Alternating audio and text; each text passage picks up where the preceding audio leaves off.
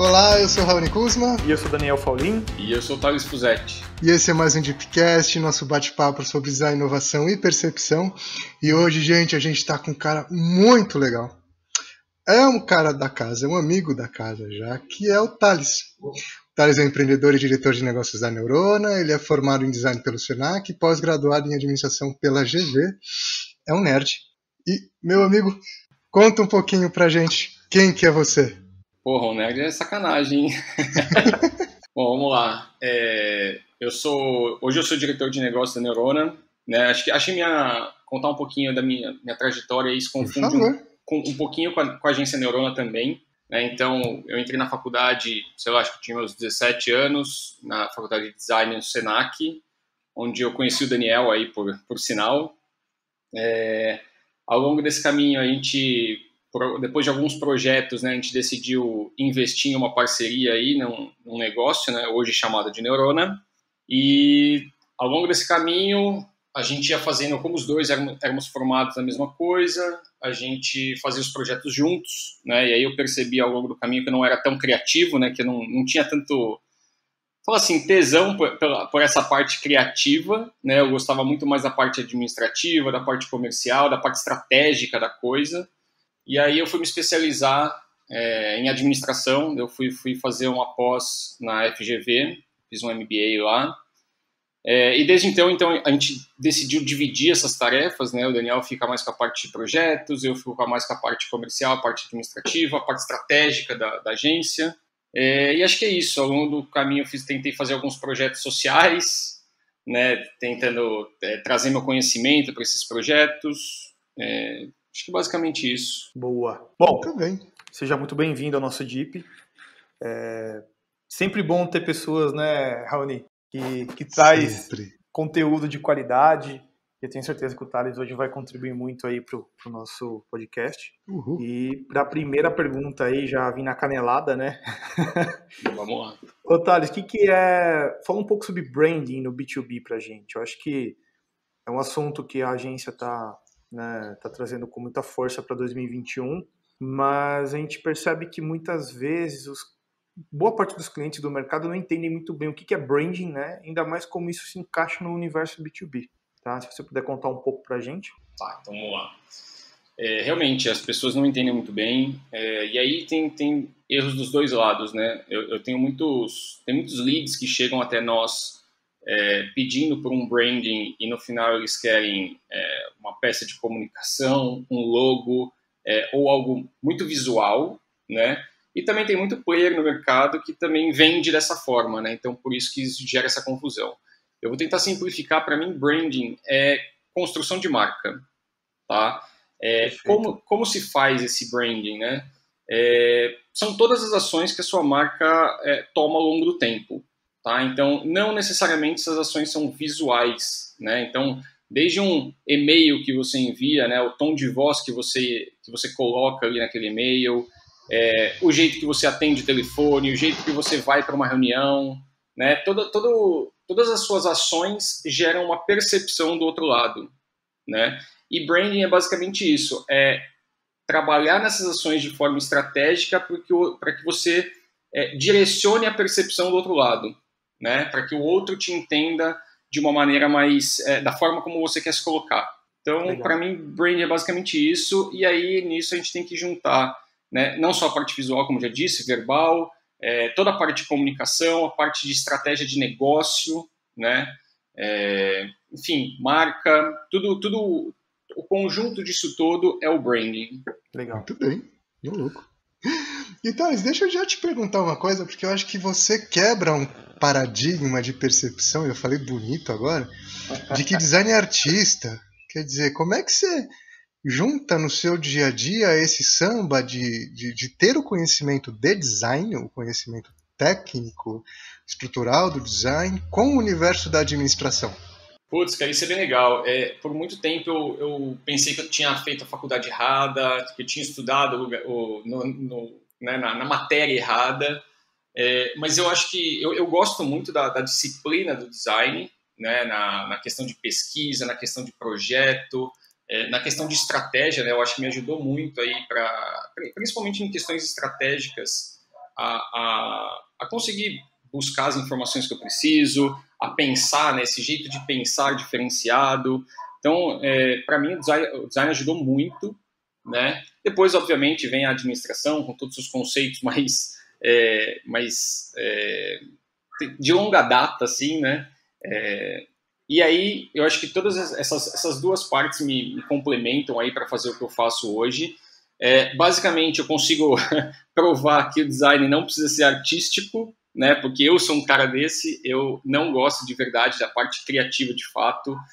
Eu gosto até de fazer os projetos, mas não gosto de criar nada, por isso que eu tenho um time ao meu lado aí que faz essa parte, né? Mas então, basicamente, eu tô aqui para provar isso, que o designer não precisa ser artístico de fato, tá? Ele pode ser uma pessoa do lado estratégico, pensando junto com o cliente no projeto, desenhando toda a estrutura desse projeto e não necessariamente desenhando artisticamente o projeto. Que é uma etapa fundamental para criar valor para todo o projeto de branding, né, Thales? Exatamente. Eu sempre, né, até quando a gente fala, tanto na questão de branding, né, na parte de estratégia de negócio, de fato, né, não envolvendo a parte de identidade, a parte de experiência e tudo mais, é super importante. Quando a gente pula para a identidade, tem que ter uma estratégia também forte para que essa identidade, para que consiga refletir nessa identidade. Né? Então, assim, acho que a estratégia é o primeiro passo de qualquer projeto. Boa.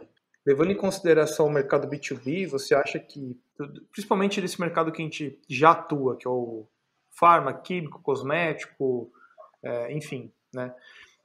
Você acha que eles estão preparados para iniciar um projeto de branding? Ou você acha que ainda falta, né, ainda muito chão ainda para que isso venha à tona? Não, preparados sempre estão, né? Agora, o que falta é querer fazer, né? Eu acho que o mercado B2B em geral, independente do segmento, as pessoas ainda são muito enviesadas ali com a questão da venda, né? Do lucro. Basicamente, eu trabalho para lucrar e ponto, acabou. Né? O meu colaborador só trabalha comigo porque eu pago um salário para ele e ponto, acabou. Né? Então, assim, eu acho que isso, né, depende muito da visão do gestor, né, a aprovação ou não de um projeto de branding, querer desenvolver ou não, mas eu acho que isso acontece no B2B em geral. Eles ainda têm que entender que tá tendo essa mudança, né? Geralmente são pessoas mais velhas, também tem uma questão de geração aí, né? Os mais novos, geralmente quando eu falo com empresas que tem uma sucessão, né, que é o filho tá junto na direção com o pai, o filho sempre tem um olhar mais para a questão de branding, de querer ter um propósito envolvido e tudo mais, mas as pessoas mais velhas ainda têm um bloqueio ali, né? Porque eles, há 70 anos... 70 anos é muita coisa, né? Mas há 30 anos faz a mesma coisa e dá dinheiro, né? E lucra. Então, teoricamente, para eles não tem por que mudar, né? Só que eles se esquecem que a geração está mudando, o contexto está mudando, né? O mundo está mudando, veio uma pandemia aí que colocou todo mundo pro digital, né? E muita empresa, principalmente os B2Bs, nem estavam preparados para isso. Então, acho que é um trabalho um pouquinho de formiguinha, vamos falar assim, né? Mas aos poucos as empresas vão entendendo. Eu acho que hoje é um problema no B2B em geral, mas não é difícil de ser quebrado, vamos falar assim, de ser solucionado. E, deixa eu te fazer uma pergunta, porque no B2B uma coisa que eu acho muito encantadora, até com toque de vício de linguagem mesmo, né? Porque a gente tem que ser muito técnico para falar no B2B. Eu acho que uma das coisas mais interessantes é a obrigação que a gente tem de entender a dinâmica do mercado que a gente está atuando para propor uma coisa para aquele mercado especificamente, né? Seja no campo visual, seja no campo de posicionamento, seja no campo de linguagem, né? E vocês, como lidam com um universo muito técnico, né? Como é que é essa preparação para desenvolver um projeto? Pensando em dia a dia mesmo, tá? Vocês têm que fazer uma pesquisa assim daquelas, tipo, épicas para entender a dinâmica do mercado, a relação de cliente com cliente, ou tipo é uma coisa um pouco mais genérica que vocês trabalham? Não, excelente pergunta, cara, porque isso aí a gente adquiriu, vamos falar assim, a gente já tem alguns 10, 11 anos de mercado aí, então a gente já tem um pouco das manhas, tá? Ainda assim, pela nossa característica de design, a gente faz uma pesquisa. Com qualquer cliente que entrar na agência hoje, primeira coisa que a gente faz é uma imersão, né? Então a gente entende o que é a empresa, o que faz, com quem que faz, né? A gente vai a fundo aí, né, nessa pesquisa para entender de fato como que funciona, como que funciona a empresa, né? Independente, a gente pode colocar duas empresas, né, que fazem a mesma coisa, concorrentes lado a lado, elas são diferentes, porque os pensamentos são diferentes.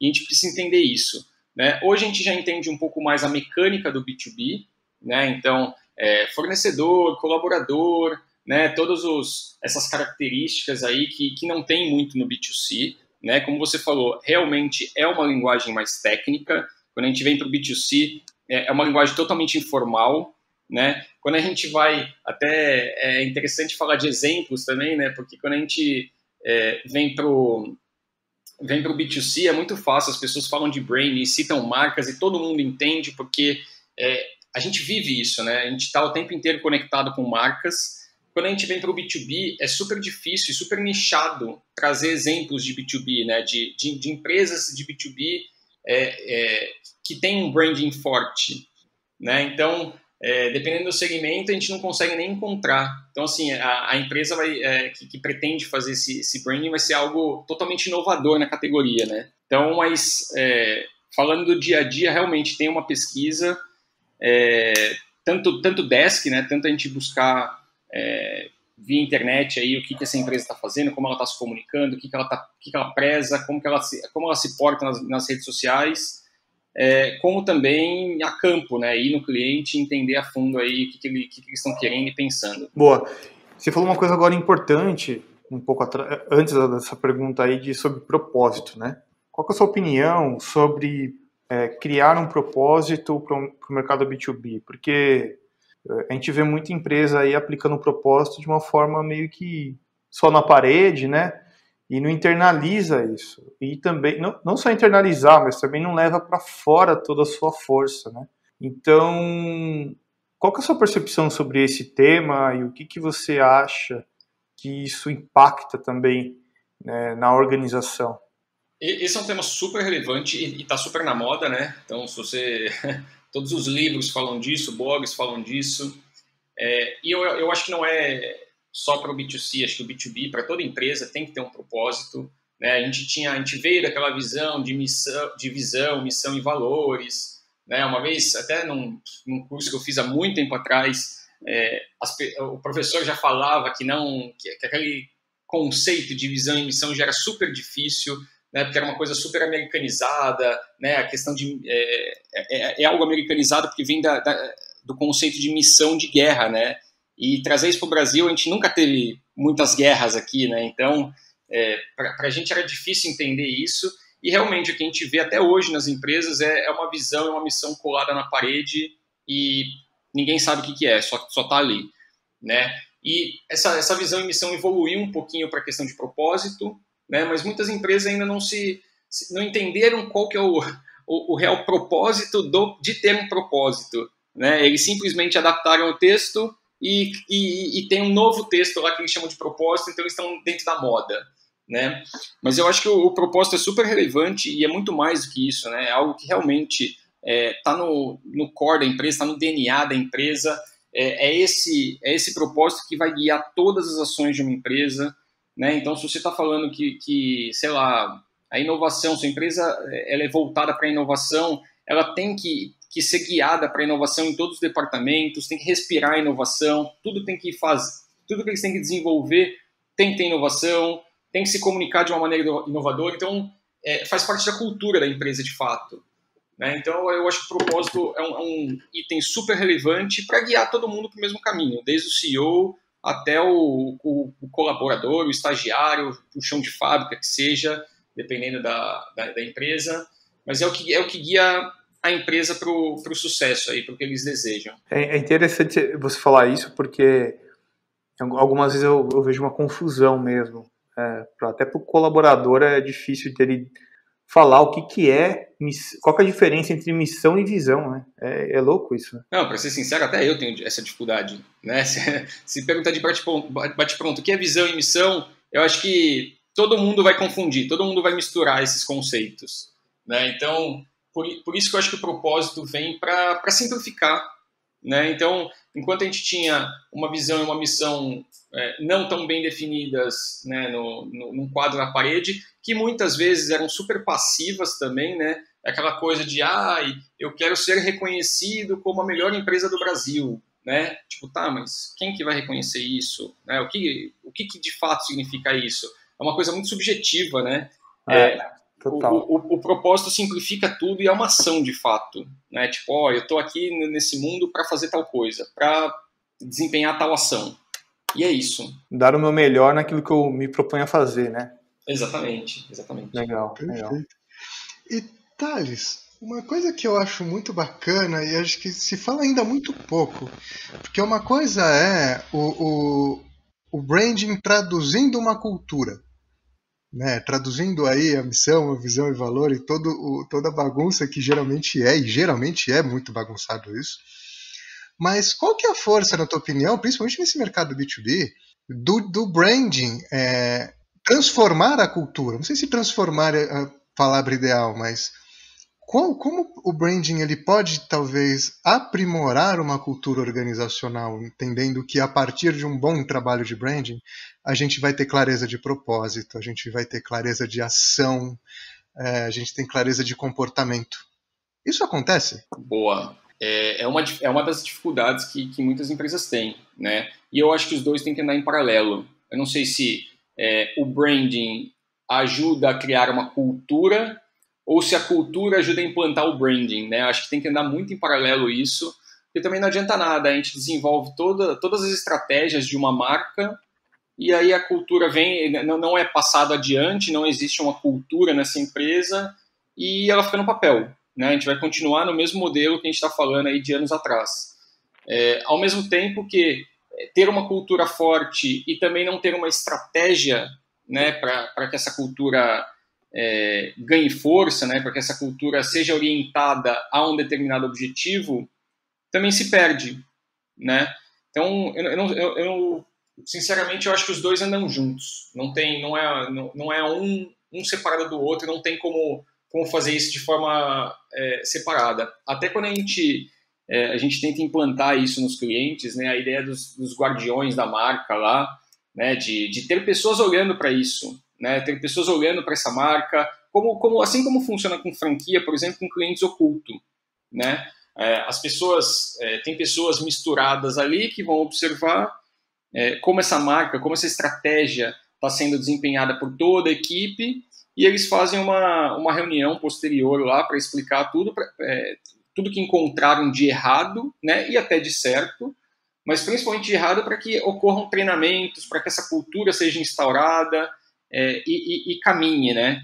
Porque senão, de fato, vai ficar se houver conflito entre essas duas partes, não vai andar. Boa. E você acha que, assim, pegando do ponto de vista comercial da coisa, tá? Tipo, dar lucro e tudo mais, como que o branding ele impacta diretamente uma empresa?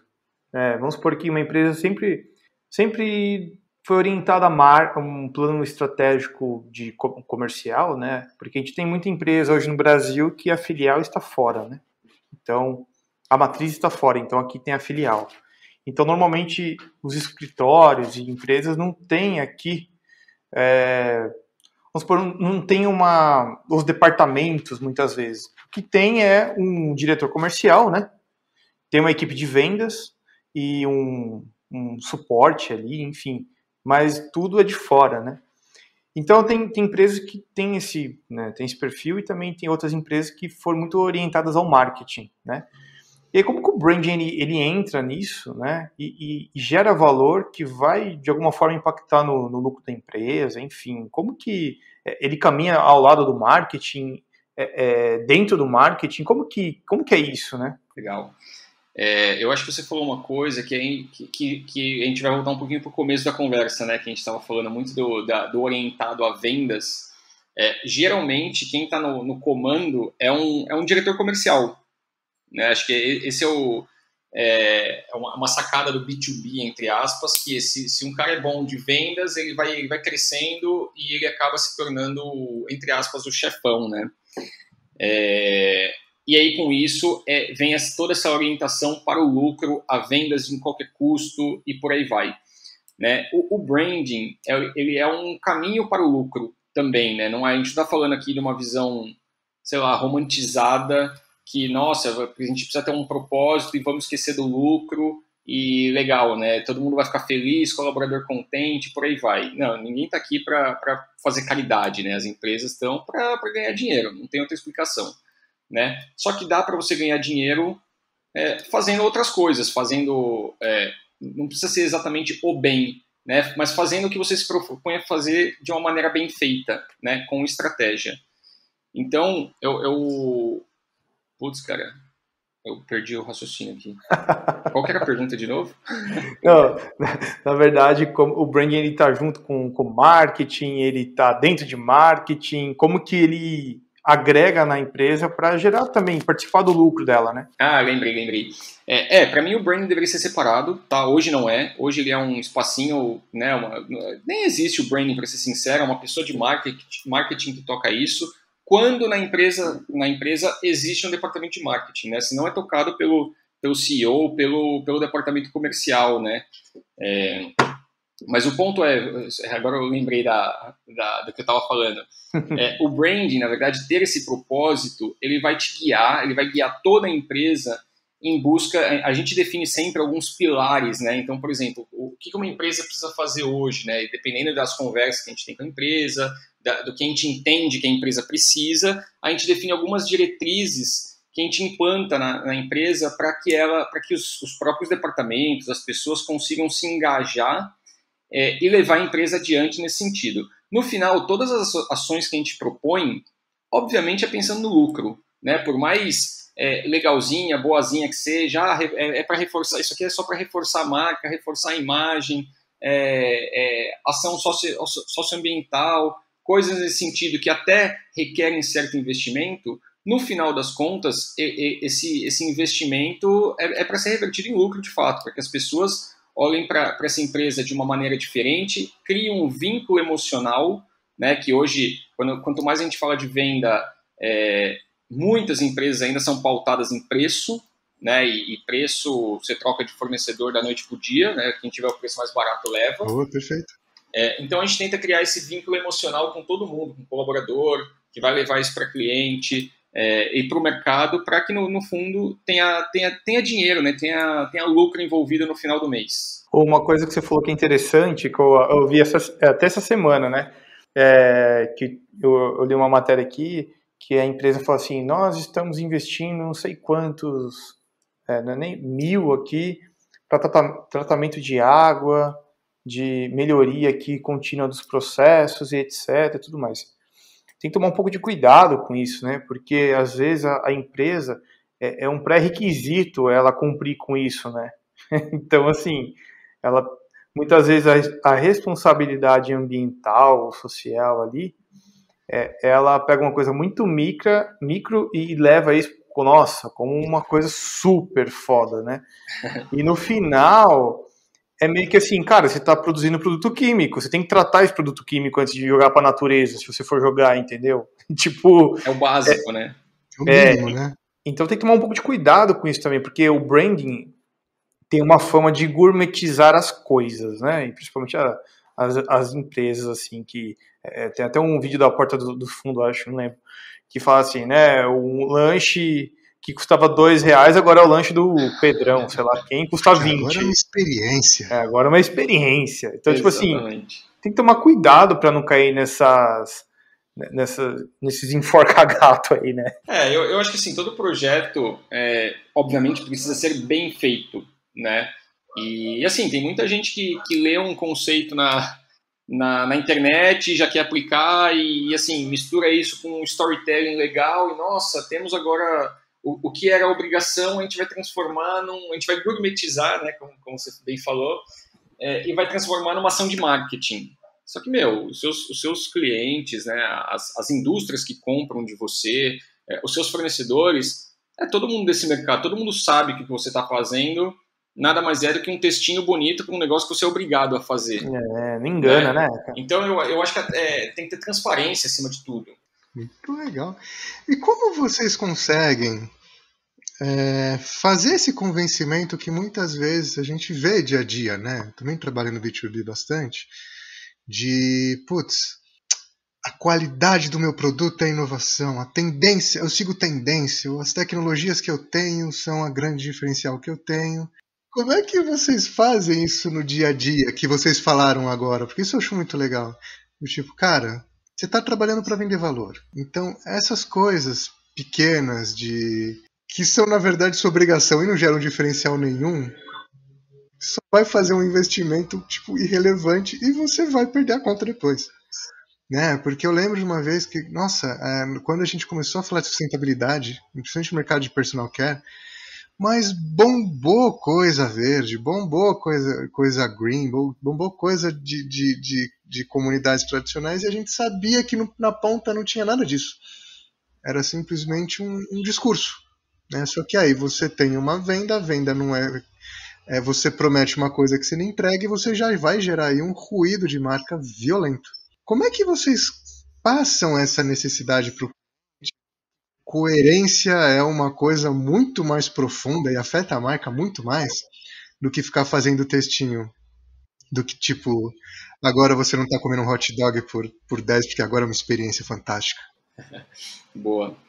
Cara, esse é um tema super difícil, tá? Porque, como eu disse antes, depende muito da visão do gestor, depende muito se a pessoa que está à frente do negócio entende esse lado, porque não adianta nada, eu vou lá, eu tento explicar todos esses pontos, e o cara vira para mim e fala, e realmente a maioria dos argumentos é tipo, putz, mas eu já vendo assim, eu estou funcionando assim há tanto tempo e está funcionando e boa, né? Eu continuo lendo meu relatório lá dos mesmos, sei lá, das 3 empresas de pesquisa de mercado, né, que eles soltam para todo mundo lê a mesma coisa e no final todo mundo caminha para o mesmo lado, né? Quando você participa de uma feira de negócio, você olha para todos os stands, estão todos basicamente, cara, são iguais, né? É o que você falou, tá todo mundo verdinho, falando que faz coisa verde, que tem ação de sustentabilidade, cara, todo mundo igual porque todo mundo lê o mesmo relatório, né? Só que ao mesmo tempo eles se pautam, né, nessa questão de que há X tempo eles estão sobrevivendo, estão se dando bem, e é isso, né?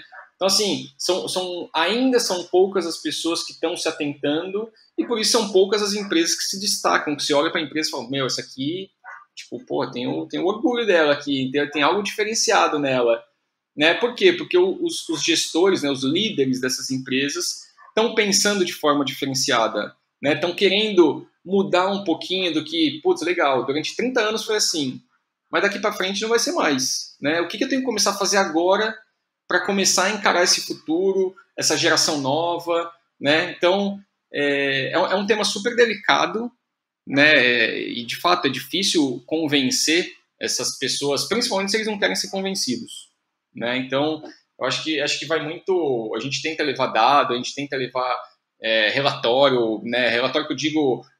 artigo importante sobre o assunto, né, muitas vezes números, né, tem várias pesquisas aí principalmente de fora, mostrando que empresas com propósito lucram mais e por aí vai, para tentar tangibilizar um pouquinho, mas é uma tarefa árdua aí, confesso. Tem uma coisa que eu acho que é interessante compartilhar, que eu acho que muitas vezes, assim, não é uma unanimidade, né?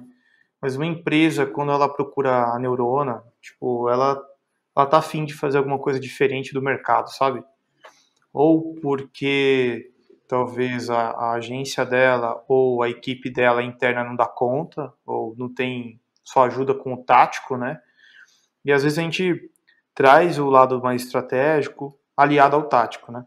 Então eu vou dar um exemplo. Tem vários clientes aqui que a gente atua que eles são abertos a escutar nossas ideias também, né? Então, por exemplo, pegar feira, né? Se você for lá na feira, tem um monte de stand muito igual, né? Tudo segue um padrão às vezes, é um outro que se diferencia e tem uma experiência bacana. Mas a gente tenta construir e levar para eles uma plataforma de conceito, né? Então, pegando aqui seu portfólio, pegando aqui o que você já faz, o que está diretamente linkado com aquilo que você realmente quer entregar para o mercado, né? Então, assim, às vezes, a cultura da empresa a gente não muda, né? Isso é bem difícil mudar, né? Mas, às vezes, eles estão abertos a escutar o que a gente tem para falar e tentar construir, né? Um conceito bacana, algum item ali que vai promover, né? Enfim, um determinado departamento da empresa, como, por exemplo, a responsabilidade social e ambiental. Então, assim, varia muito de cliente para cliente também, né? Mas confesso que para a gente sempre tenta dar os inputs, né? Porque com isso, obviamente, a empresa vai mais preparada para o mercado, né? E não saindo, fazendo um monte de coisa aí sem acreditar em nada e vender a qualquer custo, né? Exato. Deixa eu complementar um pouquinho, e até com uma percepção minha, né?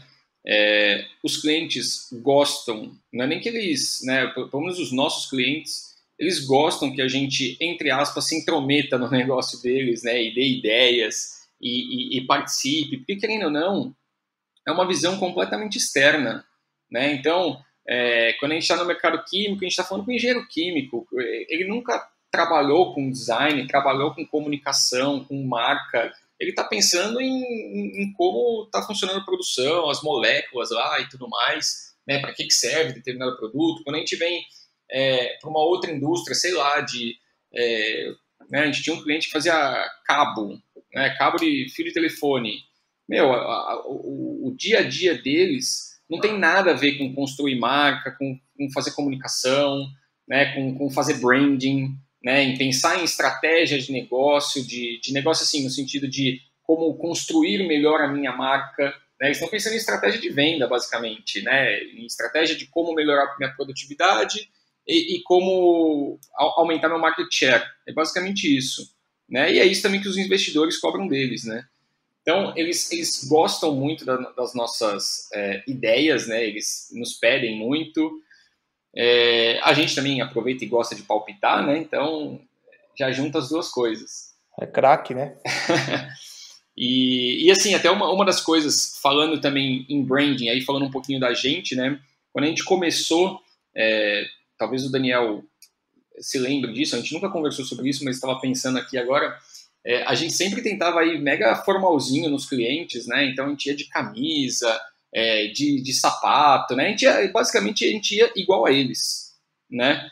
Até que um dia a gente se tocou e a gente falou, mas peraí, quando eu vou igual a eles, né, vestido igual a eles, eu sou, entre aspas, mais um deles ali conversando com eles numa sala, né? E quando a gente vai lá, a gente dá uma visão completamente oposta, uma visão completamente diferente. Então a gente não pode se vestir, né, se apresentar igual a eles, né? A gente tem que ir do nosso jeito, de um jeito de designer na reunião, né?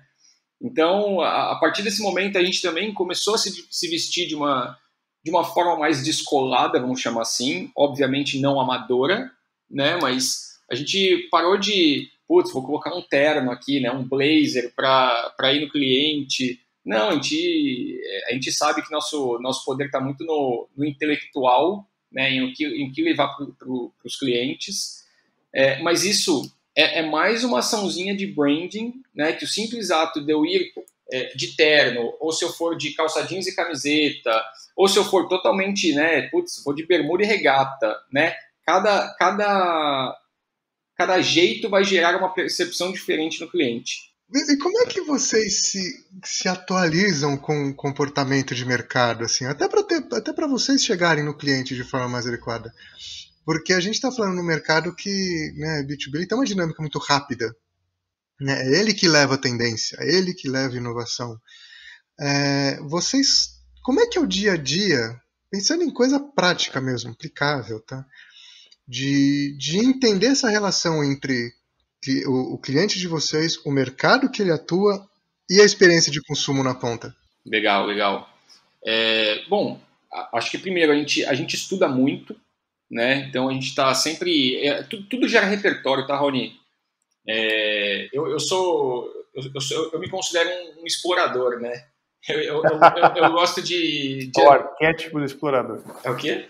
O arquétipo do explorador. O arquétipo do explorador, exatamente. Eu gosto muito de viajar, eu me enfio nas trilhas, sei lá, vou no shopping, fico olhando vitrine. Pô, outro dia eu fui num stand-up, nada a ver com o assunto, tá? Mas eu fui num stand-up, todo mundo dando risada do cara lá, e eu, tipo, legal, tava engraçado de fato, mas eu me peguei querendo entender o porquê que o negócio se tornava engraçado.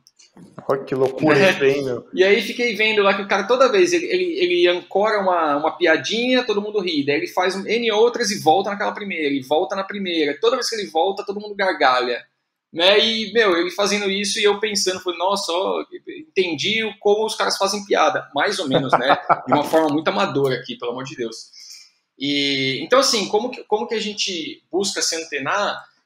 Com tudo que a gente assiste, Netflix, né, TED Talks, tudo que a gente assiste, a gente vai acumulando conhecimento, né? Junto a isso, muitas das informações a gente extrai dos próprios clientes, né? No final das contas, eles são os especialistas nos mercados deles, porém, a gente filtra essas informações, obviamente, para a gente trazer para o lado da marca, né? De como construir uma marca.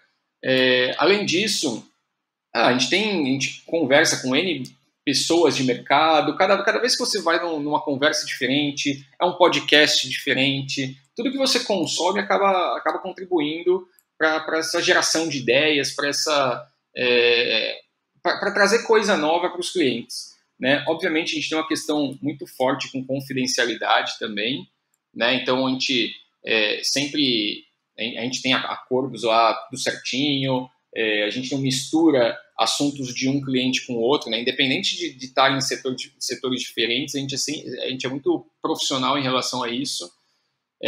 Mas acho que basicamente, e falando de marca, né, como depende muito da história de cada empresa, do que cada empresa preza, é difícil a gente ter coisas semelhantes também no mercado, né? Pelo menos coisas genuínas semelhantes, não um concorrente querendo copiar você e tá sempre atrasado, né? Enquanto ele está copiando, você já está 2 passos na frente. Mas é basicamente assim. Então, eu acho que grande parte do nosso processo aí de atualização é com quem a gente consome, são pessoas que a gente conversa, relatórios, né, de pesquisas de mercado que a gente vê, baseado com o que a gente vê de relatório de consumo tradicional mesmo, né, de todas as áreas, de como o consumidor está mudando seus hábitos. E com isso a gente vai fazendo um cross disso tudo até virar ideia, né? Até fazer sentido para a estratégia de cada cliente. Muito legal. Ô, Thales, só uma curiosidade, né? O que você faz assim que você mais curte para obter conhecimento, né, durante a pandemia aí que tá todo mundo em casa e tal? Eu sei que você gosta de estudar bastante, né? Uhum. O que você estava fazendo assim que era interessante, que você conseguia estudar e tal? Cara, nessa pandemia, assim, todo mundo reclamou, obviamente, né? Tivemos N mortes aí, um monte de problema aí, não quero falar mal disso. Para mim, foi uma coisa teoricamente boa, tá? Por quê? Mas não a pandemia em si, o fato de ficar em casa, enclausurado ali, eu consegui organizar vários pensamentos que estavam soltos ali, eu nunca conseguia aplicar. Então eu fui bem disciplinado nessa questão. Eu realmente comprei vários cursos, né, cursos online, até muitos eu não fiz ainda, confesso, mas acho que todo mundo fez isso, né, comprou curso além do que conseguia aguentar. E aí eu fui consumindo um monte de curso que eu estava afim de comunicação, de inteligência emocional, e comprei curso de fotografia, tipo, cursos, falando assim, bem aleatórios, né? Até um momento que eu cheguei e falei, nossa, mas eu tô me cobrando muito, né? Só fico toda hora estudando, o horário de lazer tô estudando, tô pensando no profissional, né? Então até uma hora que eu cheguei a descansar, eu fui pro Netflix, né? Aí, Netflix, horário de lazer, a mesma coisa, né? Você vai ver lá alguns documentários, né? Eu sempre gosto eu gosto muito desses documentários artísticos, né? Artísticos entre aspas. Mas, por exemplo, tem um documentário chamado Chef's Table, que eu acho sensacional. E a minha cabeça voa, assim, minha cabeça... É um documentário de gastronomia, né, que mostra alguns dos melhores chefes do mundo, o processo criativo deles. E, isso gera muito insight, sabe? Eu fico fazendo paralelos, né? Da mesma forma que eu vi lá o stand-up, estava desconstruindo para entender como o cara fazia as coisas, eu pego esses documentários e tento desconstruir, trazer o insight principal para a minha realidade, né? Então, acho que muito, muito assim, fazendo cursos diversos de N coisas, né? E assistindo muita coisa, muito TED Talks. Nossa, TED Talks tem assuntos fantásticos lá. Muito bom, né? Que você traz não só para assuntos de branding, né, mas muito para o desenvolvimento dos seus soft skills aí, né, sua inteligência emocional, a forma como você lidera no dia a dia, como você age no dia a dia, né, suas emoções, enfim. Acho que é basicamente isso. Eu gosto de assistir muitas coisas. Legal. Raoni, eu lembro que seu pai um dia falou, né, que um designer, né, os criativos, tem que saber de tudo um pouco, né? Eu trouxe isso, eu sempre trago isso pro meu dia a dia, cara. E faz muito sentido. Faz muito sentido, e eu acho que é o que o Thales está falando, né? Talvez, como ele é muito observador, né? Tipo, assistir ali o Chef's Table eu acho fantástico, eu sou fã dessa série. Você aprende, né? Na verdade, é um hobby, mas você está aprendendo também ao mesmo tempo. E isso, de alguma forma, te traz um repertório ou de empreendedorismo, ou de inteligência emocional, ou de criatividade, etc. E é isso que torna o profissional de designer mais completo, né? E aí eu lembrei disso que ele comentou, cara, e eu falei, faz total sentido. Parece que quanto mais a gente nunca pode se acomodar, né? Então, sempre temos que sempre ter aquele cuidado de entender um determinado produto, uma série, etc., que pode ser muito útil na nossa vida como designer, né? Então, eu achei só um paralelo aí. Achei demais. E no final tudo traz inspiração, né? Você dá sei lá, tem gente que olha para a arquitetura, né, vai dar um passeio na rua, fica observando, né, prédios diferentes ali, icônicos, e aquilo gera um insight para determinado assunto, né? Acho que tudo que você faz não tem tempo perdido, vai. Até se você quiser ficar jogando Candy Crush, alguma coisa você vai tirar dali, né, de boa, eu acho, né? Não jogo, mas acho. Você falou, isso que você falou foi legal, porque recentemente a gente fez um trabalho com um cliente, né? E ele queria fazer uma caixa de amostra, né? E aí eu dei uma ideia, falei assim, mas o que você quer transmitir? Que tipo de amostra que tem aí dentro, né? Não, é um conceito XPTO super legal, tal, uma fórmula inovadora. E né? Falei, cara, como que pode ser diferente, né? Isso... a forma de como apresentar essa caixa de amostra para o cliente, né? E aí eu me lembro que recentemente eu fui até a Vivara e fui ver anel lá e tudo mais para minha namorada, noiva agora. Muito bem. E cara, toda vez que você compra, vem bonitinho ali, né? Um envelope, e dentro do envelope, tipo, cuidadosamente, um termo de garantia sobre o produto e tudo mais. Na hora, lembrei disso e falei para ela, e se a gente fizesse um envelope bonitinho e dentro tem a formulação toda bonita, com card, é uma experiência, né? E na hora, cara, olha só que louco, a Vivara me trouxe repertório, né, para dar ideia e tipo, elas curtiram demais, porque tem tudo a ver, né, o cosmético, beleza e tal. Então, como é incrível isso, né? Isso é fantástico, cara. E repertório é tudo, né, meu? Tirar a bunda da cadeira realmente faz toda a diferença. E, gente, vamos começar a falar mal dos outros, vai? Vamos apimentar isso daqui. Deixa eu fazer uma pergunta que é o seguinte. Tô até com medo. Não apimenta muito, não. Vamos lá, vamos Cuidado lá. que você vai falar, Raoni. Quando. Puta, assim, tipo, a gente que trabalha em mercado grande sempre tem alguns ruídos de comunicações de comunicação que muitas vezes dá muita merda. Cara, quando essa multidisciplinaridade, assim, putz, cara, aprendi inteligência emocional, aprendi hábitos e ferramentas para não matar ninguém. Quando no dia a dia de vocês tiverem um caos assim, quando que vocês sentem isso que, tipo, cara, ser multidisciplinar tá resolvendo minha vida? Putz, cara, eu acho que tem, Rony, tem diversas situações acho que se aplica a isso, não só na inteligência emocional, mas nem sei como chama a outra também, nos hard skills ali, né, na prática, né? E aí acho que como empreendedor, né, há 11 anos empreendendo e se virando, a gente começou lá atrás, uma duplinha, cada um na tua casa, se ferrando, entre aspas, para entregar tudo. O cliente muitas vezes pedia um negócio que a gente nem sabia fazer, a gente, né, a gente sabe, putz, vai pro YouTube, vai pesquisar e vai fazer. Então a gente sempre se virou com tudo, né? E hoje a gente vê que realmente precisa fazer alguns materiais, alguma coisa diferente, alguma coisa mais multidisciplinar.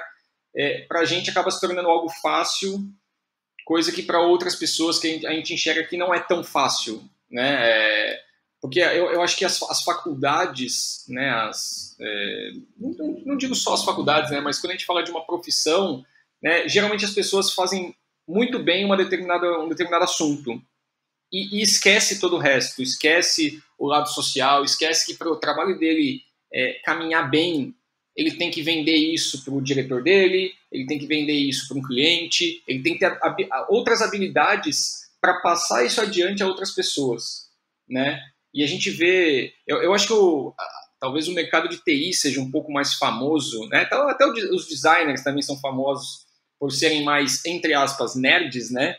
E são mais introspectivos, têm mais dificuldade de se comunicar.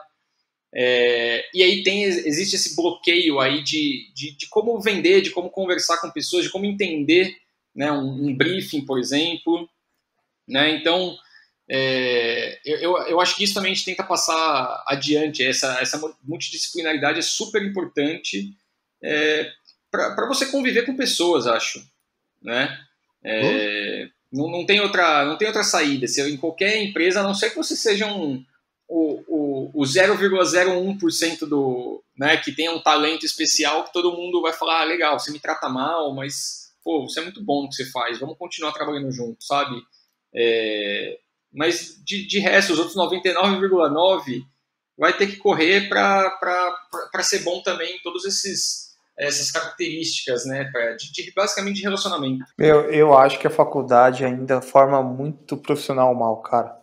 É assim, no sentido de não de conhecimento, por exemplo, designer, né? Sabe fazer um projeto? Puta, sabe criar lá no software, sabe, né? Beleza. Mas eu não sabe vender o projeto, cara. Ainda vejo muita gente com dificuldade de explicar a própria criação, né? Uhum. E aí não é falar qualquer coisa não, Raoni. Eu acho que é questão de ter uma ideia mesmo, né? Porra, a gente se formou em 2009. Porra, faz tempo, hein, cara? E ainda eu vejo que, assim, tinha uma disciplina de projeto, beleza, a gente sabia fazer um projeto de cabo a rabo, ótimo. E para vender isso? E hoje, os designers, muitas vezes, têm dificuldade de vender até pro próprio time, né? Então, vende pro seu superior aí o que você fez. Não sabe, né? Então, assim, não vou generalizar, óbvio, né? Acho que cada profissão tem sua exceção. Mas acho que a faculdade é a base ali para eles começarem a pensar que um designer, possivelmente, se ele não for entrar numa agência ou numa empresa, ele vai ser um empreendedor, né? De fato. E aí? Como que ele faz custo daquilo, né? Planilhas financeiras, ele vai ter que lidar com isso. Ele vai ter que emitir nota, ele vai ter que fazer curso, ele vai ter que fazer especialização. Se ele tiver outras pessoas, ele vai ter que treinar pessoas. Cara, é um buraco negro, né? Então, assim, talvez a gente, assim, forme, as universidades formam mais do mesmo, mais pessoas sabendo muito software e, às vezes, trabalhando pouco a estratégia, né? Não, concordo. E assim, as pessoas saem da faculdade, elas não sabem... Na faculdade não se ensina a como cobrar um projeto, por exemplo. Pô, nós somos designers, né? Vou dar no nosso caso porque é o que eu posso falar de verdade. E a gente sai da faculdade sabendo mexer no software XYZ, mas a gente não sabe quanto a gente cobra num projeto, né? Nosso core é fazer projeto, só que eu não sei cobrar e eu não sei vender, né? É mais ou menos isso. Isso aí você vai aprendendo na prática, vai tendo que buscar informação, conversa com um, conversa com outro, né? Mas eu acho que as faculdades precisam, né? E eu acho que assim todo o sistema de educação, né? Tem muito se falado que está fora da realidade, né? E por isso que faculdades de 4 anos, né, já tem mais dificuldade. Hoje em dia a tendência é fazer curso rápido, né? E aí também entra um outro ponto que eu acho que é importante mencionar, acho que as pessoas estão ficando muito imediatistas, né? A gente está mal acostumado com essa questão de Google, de, né, tudo... eu não preciso saber mais nada, eu entro no Google e eu acho a resposta. E, pô, se o Google não me der na primeira página, tipo, infelizmente não tem a resposta. Né? Que as pessoas estão ficando um pouco rasas também, né? Acho que junta as duas coisas, né? A faculdade é muito técnica e as pessoas também acabam não indo atrás de muita coisa, né? Então, acho que tem que balancear os dois lados de novo, né? Tem que ter também um empenho do lado profissional. Ô, Thales, e empreender para você é fácil? Putz, difícil, hein? Quase saiu o resto desse putz aqui. Pô, é difícil pra caramba. Assim, cada dia eu brinco, Daniel, que a gente nós somos os malabaristas do século XXI, porque, meu, é muito difícil, a gente tem que lidar com um monte de coisa ao mesmo tempo. Aí entra a multidisciplinaridade, né, Raoni? Sim. Sei lá, mas e o jurídico? Quem que faz isso? Né? Putz, alguém tem que tocar esse jurídico, né? Óbvio, a gente tem uma assessoria, mas quem que valida isso? Quem que dá ok? Quem que vai lá e conversa? Quem que assume essa bronca? Né? E aí entra a RH, mas quem que tem experiência em RH? E a gente tem que ir se virando com tudo, né? Obviamente, com todo o suporte profissional que a gente puder, né? Que a gente conseguir de ajuda, mas a gente tem que ir se virando. Né? Empreender é difícil pra caramba, um monte de risco envolvido. Tem que ter estômago. Pra caramba, né? E, gente, deixa eu até pra vocês dois entenderem de fato, né? Que a gente temos faculdades boas, mas um processo de formação ele é sempre muito falho, né? Parece que a gente prepara todo o universo acadêmico para ser acadêmico. E ponto. Como é que vocês acolhem uma pessoa que acabou de sair de uma faculdade cheia de sonho, achando que amanhã vai estar fazendo reposicionamento visual de uma Dupont ou de qualquer marca, assim, e aí existe esse choque de realidade. Primeiro pela complexidade do mercado que vocês atuam, a complexidade do projeto, e entender que o mercado, às vezes, é um belo tapa na cara, né? Então, como é que vocês fazem esse onboard aí do pessoal que entra na Neurona? Raoni, eu vou responder a primeira parte, eu vou deixar para o Daniel complementar, que ele tem até um pouco mais de experiência com os designers do que eu, né? Mas realmente é um choque de realidade muito grande, né? Eles entram lá e, de fato, a faculdade vende o sonho de que você vai trabalhar para a Coca-Cola. Meu, você é um talento maravilhoso. Você vai sair dali trabalhando para a melhor marca, para a Apple. Melhor, é a Apple que vai vir atrás de você porque você é tão bom que, né? Totalmente. Eu estava rezando para você aparecer. Exatamente, era você que faltava para a Apple valorizar, né? Então, assim, a gente acho que um dos principais pontos também que a Neurona é boa, que ela é importante, é que a gente nunca tratou fala assim, o estagiário como estagiário, né?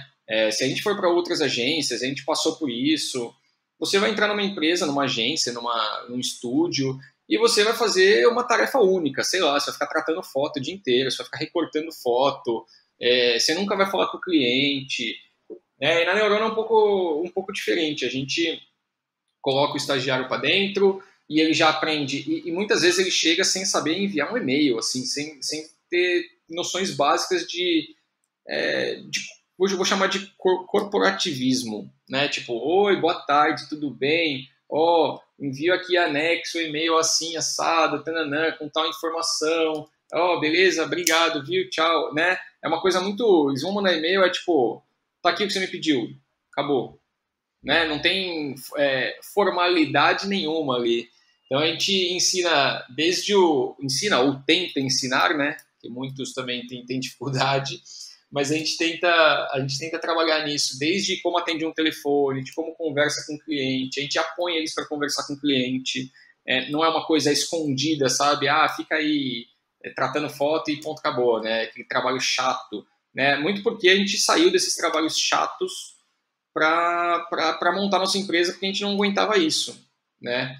Então a gente coloca já os estagiários para viver como que é, e aí os caras tentam fazer um negócio super megalomaníaco ali pro cliente, a gente olha para aquilo e fala, não, pô, não é assim, pera lá, né?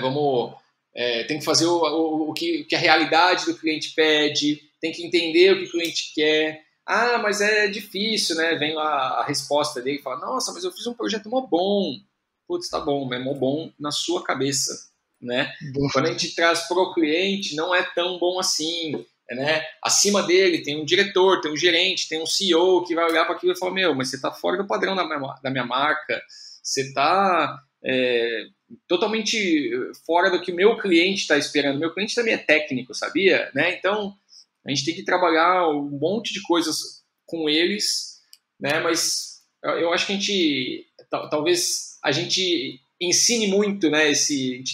Desmistifique um pouco esse choque de realidade que eles têm. Eu acho que tem um lance também do designer quando chega, que tem uma questão assim de ego muito forte, né? Acho que tem duas coisas, ego e estilo. Porque quando ego no sentido de ser humilde o suficiente para entender que nem tudo que você vai fazer na sua vida você vai vender bem, ou assim, vai ser, nossa, perfeito, magnífico, e todo mundo vai te aplaudir, né? Acho que vira e mexe, você vai ter aí umas derrapadas, vai ter alguns desafios para realmente ultrapassar, mas acho que a grande parte aí tem a questão do estilo também. Então, mas eu tenho um estilo XPTO que isso, puta, eu sempre trabalhei assim e é muito difícil de tirar esse estilo da pessoa, né? Mas como nós somos formadores e não tomadores, né? A gente sempre tenta explicar, né? Como que é o mercado, como que é a exigência de cada cliente, como que é o processo, porque eu passei lá atrás, eu era o estagiário, cara, tipo, sabe, é o cara que, tipo, fazia coisas simples, não dava responsabilidades, editava banner, foto o dia inteiro, puta coisa chata, né, cara? E aí eu olho para todo o time, eu não quero que eles sejam assim, eu acho que eles têm que saber pensar, têm que saber argumentar, eu vou criticar, né? Então, assim, defenda o seu ponto de vista também, explica o porquê, acho que isso é muito do dia a dia. E aí, quando a nossa cabeça já é orientada a isso, fica até mais fácil de treinar eles, né, para falar com os clientes e tal. Então, um pouco disso. Muito bom, muito legal. E eu acho muito legal o papel que vocês têm como liderança de serem educadores, né? Que é uma coisa que a gente ouve muito pouco, cara, em qualquer mercado que a gente vai trabalhar, seja B2C ou seja B2B, e ainda mais no universo de design branding, né? Que sempre tem aquela coisa do tipo, não, meu negócio, ou você se adapta ou você morre. Claro, tem um lance que ou você se adapta ou você não cabe. Mas existe um primeiro passo que é a possibilidade de se adaptar, né? Então, parabéns, Total. gente, vocês são muito legais. Total. E é super legal ver também o desenvolvimento das pessoas, né? A gente muitas vezes olha lá pro para quem entra, que é novo e tudo mais, no começo, assim, é penoso, né? Tanto para eles quanto para nós, porque é difícil. Tem que investir tempo, né? Mas depois a curva de aprendizado é muito alta, né? Então a gente comemora lá quando vem um projeto bom, vem uma ideia boa, estão engajados e tudo mais, então a gente fica super contente com esse desenvolvimento. Rony, última pergunta para a gente concluir aqui? Claro, você quer fazer o No Divã? No Divã, com Raoni e Thales. Só surpresa, vocês tinham que ter me contado esses negócios antes. Qualquer graça. A graça é pegar no pulo, né? Vou roubar uma pergunta do Daniel. Thales, qual é o legado que você quer deixar pro mundo? Coisa simples. Louco. Papum. Qual que é o legado que eu quero deixar pro mundo? Nossa, é Divã mesmo. Cara, não sei. Assim, nunca parei para pensar nisso. Eu sou uma pessoa muito curiosa, né? Eu gosto de buscar conhecimento em tudo quanto é canto, gosto de experienciar coisas novas, né? Gerar esse repertório. Eu acho que é isso que eu gostaria de passar um pouco adiante, né? Que as pessoas também tivessem esse interesse, essa curiosidade, que passassem da primeira página do Google, vamos falar assim, né? Para ter um pouco mais de profundidade em tudo que elas fazem, né? Acho que tirar um pouquinho esse imediatismo de lado, né? Li a primeira página e já me acho o expert, né? Não, vai um pouco mais a fundo, pensa um pouco fora da caixa, né? Eu sei que é clichê, mas as pessoas acabam não pensando mesmo. A primeira ideia que vê lá no Google já traz para frente, e isso é facilmente copiável, né? A gente olha, a gente já sabe que é uma ideia que está lá de fácil acesso. Então eu acho que é basicamente isso, despertar essa curiosidade nas pessoas, e que elas busquem um pouco mais de profundidade no que elas fazem. Boa, muito bom, cara. Bom, Thales, queria agradecer muito pela sua participação. Você viu, né? Nem doeu, foi rapidinho. Como eu falo, o papo bom flui muito rápido. A gente nem percebe que uma hora passou tão rápido assim. E, agradecer aí